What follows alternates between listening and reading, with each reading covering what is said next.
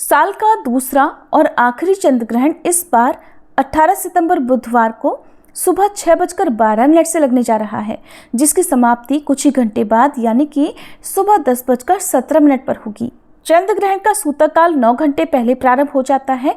इस स्थिति में एक दिन पहले यानी 17 सितंबर मंगलवार की रात लगभग 9:30 बजे से चंद्र ग्रहण का सूतक काल प्रारंभ हो जाएगा। ग्रहण की समाप्ति के साथ ही सूतक काल भी समाप्त हो जाता है, इसलिए इस चंद्र ग्रहण का सूतक भी चंद्र ग्रहण की समाप्ति के साथ ही समाप्त होगा।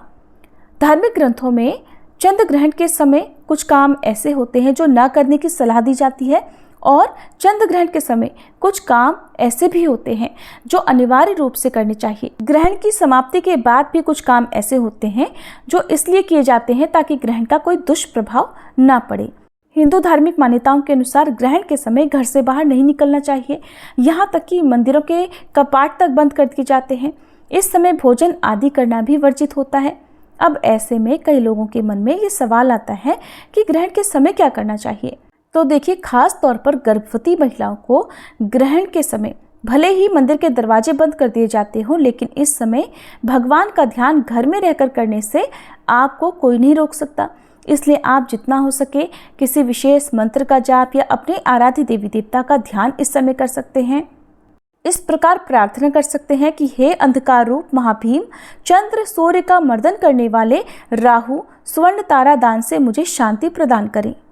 हे सिंहिका नंदन अच्युत, हे विधुनतुद नाग के इस दान से ग्रहण जनित भय से मेरी रक्षा करो। अब जानिए कि ग्रहण से पहले क्या करना चाहिए। तो जो भी भोजन, पानी, दूध आदि है उसमें कुशा या तुलसी की पत्तियां रख देना चाहिए, क्योंकि ग्रहण के समय जो भी नकारात्मक ऊर्जा निकलती है, वातावरण में जो सूक्ष्म जीवाणु पैदा हो जाते हैं, उसका कोई भी अशुभ प्रभाव खाने पीने की वस्तुओं पर ना पड़े। चंद्र ग्रहण से पहले बने हुए भोजन को किसी गाय को, पक्षी को खिला देना चाहिए और ग्रहण के बाद स्वच्छ और ताज़ा बने हुए भोजन का ही सेवन करना चाहिए।